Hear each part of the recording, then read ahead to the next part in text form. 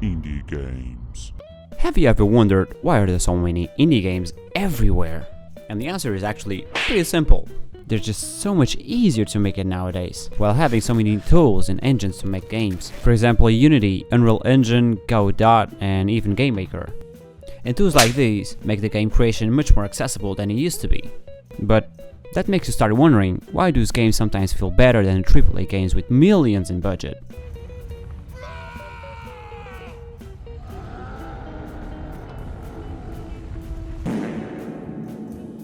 But here comes the problem. In a lot of modern AAA games, they don't just try to be fun anymore, they just try to keep you playing. And bit by bit, you just start noticing that. Such as battle passes, daily rewards, in-game stores, anything. Literally anything that can shake your wallet. And they just feel like little systems that are always there reminding you to come back. Probably to get a new skin, new horse, new equipment, new weapon, or any in-game currency that makes you progress through the game faster.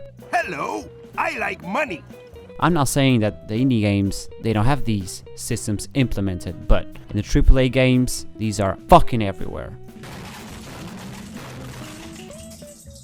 And I'm asking myself, is it worth spending $70 so I can spend $20 more in the next 2 months for a fucking DLC or something like that? Of course you can do whatever you want with your money, but it just bugs me that these systems are implemented in a way subconsciously to make you come back and spend more and more and more. And that's not the only problem, because if these monetization systems are implemented since from the beginning of the game, it all feels like a lie. And this is exactly the moment where indie games take a different approach. And look, there isn't really a clear way to measure any of this. And really, if you go by, for example, sales, then yeah, AAA games win 100%. But still, that doesn't really mean they're better, it just means they reach more people. That also includes, for example, people that make reviews, but honestly, reviews these days don't really make much sense. And a lot of them, in some strange way, they just feel disconnected from what players actually experience. And that comes to the question again, how do you really compare these games, if the core of the game itself is completely different? This is your last chance. After this, there is no turning back. You take the blue pill, the story ends. You wake up in your bed and believe whatever you want to believe. You take the red pill, you stay in Wonderland, and I show you how deep the rabbit hole goes.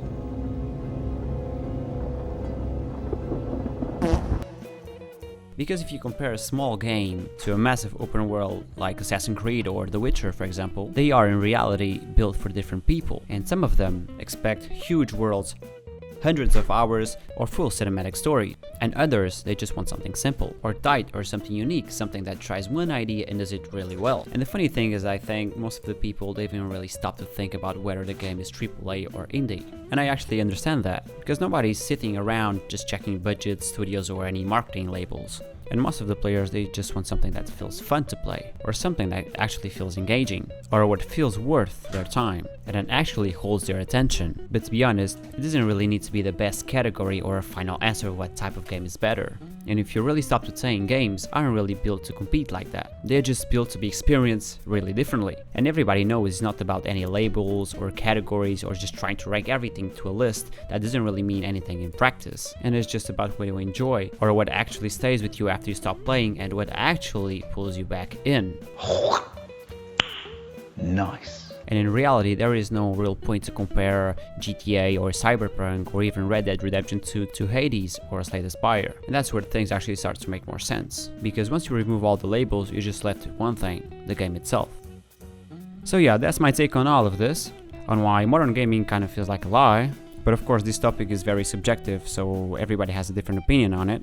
And not everybody will agree with me, so I'm actually really curious. What do you guys think about the indie games compared to the AAA games? Which ones do you enjoy more, and why? So you already know what to do. Let me know in the comments, I really want to see what you guys think. And of course, if you enjoyed this video, you can always subscribe if you want.